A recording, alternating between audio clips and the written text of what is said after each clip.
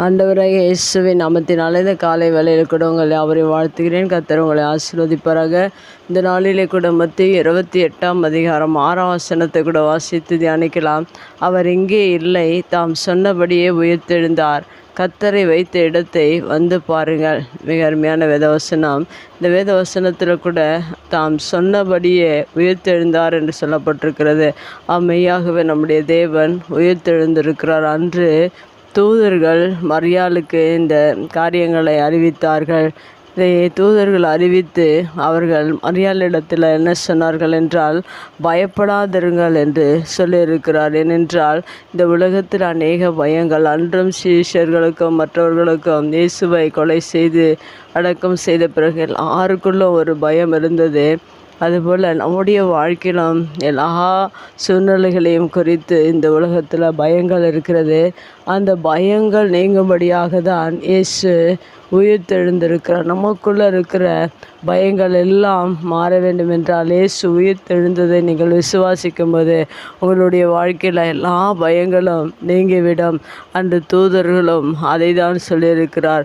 எல்லாவற்றை குறித்து இயேசு மரித்ததை குறித்து எல்லாருக்குள்ளே இருந்த பயம் அன்று இயேசு உயிர்த்தெழுந்ததினால் எல்லாருக்குள்ளே இருந்த பயங்களும் விலகினது. நம்முடைய வாழ்க்கையில் உயிர்த்தெழுந்த இயேசுவை நாம் விசுவாசிக்கும்போது நம்முடைய வாழ்க்கையில் இருக்கிற எல்லா பயங்களும் நம்மை விட்டு விலகுகிறதாக இருக்கிறது. அடுத்ததாக அந்த தூதன் என்ன சொன்னார் என்றால், இந்த இயேசு உயிர்த்தெழுந்ததை அனைவருக்கும் அறிவிக்கும்படியாக மரியாளிடம் அதை சொல்லியிருக்கிறார்.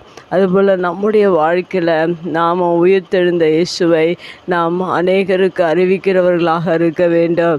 அதுபோல் நம்முடைய வாழ்க்கையில் ஒவ்வொரு நாளிலும் நம்முடைய பயங்களை நீக்குவதற்காக இயேசு கிறிஸ்து உயிர்த்தெழுந்தார் என்பதை நாம் மறந்து போகக்கூடாது. என்று இயேசு உயிர்த்தெழுந்ததை நாம் அநேக நேரங்களில் மறந்து அநேக பயங்களுக்குள்ளாக வியாதிகளை குறித்து, பிரச்சனை குறித்து, போராட்டங்களை குறித்து, அநேக காரியங்களை குறித்து ஒவ்வொரு நாளும் பயந்து கொண்டிருக்கிறோம்.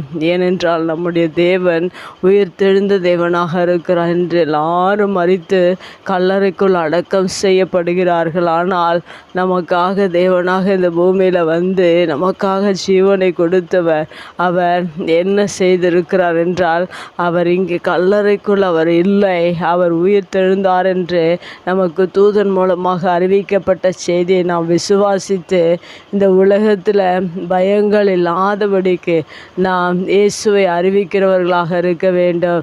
முதலாவதாக இயேசு கிறிஸ்து உயிர்த்தெழுந்ததினால் உங்களுக்கு கிடைத்த ஆசீர்வாதம் என்றால், தேவன் உங்கள் பயத்திலிருந்து உங்களை விடுதலையாக்குகிறார். அதை நாம் விசுவாசிக்கும் போது தான் அந்த பயத்திலிருந்து விடுதலை நமக்கு கிடைக்க. அன்று மரியாள் அதை விசுவாசித்து பயத்தை விட்டு சீஷர்களுக்கு அதை அறிவிக்கும்படியாக ஓடினாள் என்று வேதத்தில் சொல்லப்பட்டிருக்கிறது. நீங்களும் இயேசு கிறிஸ்து உயிர்த்தெழுந்ததை உலகத்தில் இருக்கிற அநேக பயங்களை நினைத்து, அநேக காரியங்களை நினைத்து பயந்து வாழாதபடிக்கு அன்று தூதர்கள் உயிர்த்தெழுந்த பிறகு மரியாளுக்கு பயப்படாதிருங்கள் என்று சொன்னது போல இன்றைக்கு உயிர்த்தெழுந்த இயேசு நம்மோடு கூட இருக்கிறார்.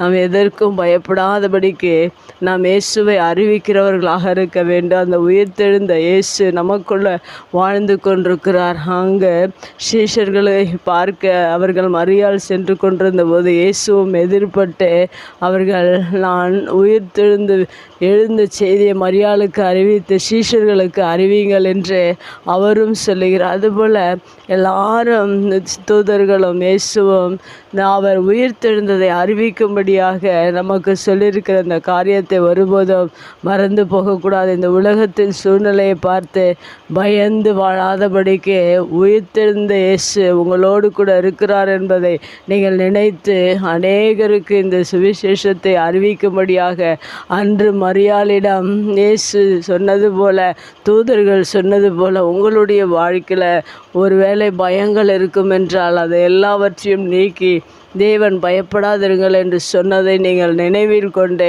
இயேசு கிறிஸ்து உயிர்த்தெழுந்ததை இன்னும் அநேகருக்கு நீங்கள் அறிவிப்பதற்காக ஆயத்தமாயிருங்கள். கர்த்தர் உங்களை ஆசீர்வதிப்பார். கண்களை மூடி ஜெபிக்கலாம். எங்கள் அன்பு தகப்பனே, இந்த அருமையான வார்த்தைக்காக நன்றி செலுத்திறோம்.